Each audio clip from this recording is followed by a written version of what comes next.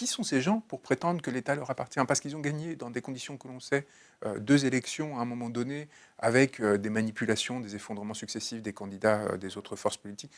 À un moment, il faut, avec l'instrumentalisation en 2022 de la fonction présidentielle autour de la guerre en Ukraine pour se mettre en avant et écraser les autres candidats en refusant de débattre avec les autres candidats, en les empêchant d'accéder à la possibilité de faire concurrence et de se légitimer dans le cadre de la perspective présidentielle. Parce qu'une campagne présidentielle, vous voyez, c'est un rituel.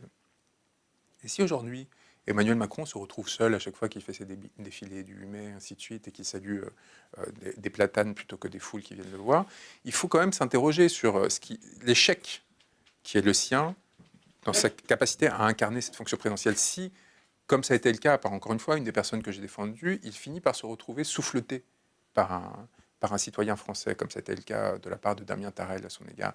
Il faut quand même à un moment donné que résonnent en lui les interrogants. S'il se retrouve la cible de rumeurs sur son identité sexuelle, sur sa consommation de drogue, il y a un moment donné où ces personnes doivent s'interroger sur qu'est-ce qui fait que ça devient possible de les attaquer de cette façon, au lieu d'essayer d'écraser à chaque fois celui qui, de plus ou moins bonne foi, va essayer d'appuyer sur le point sensible. Il faut essayer.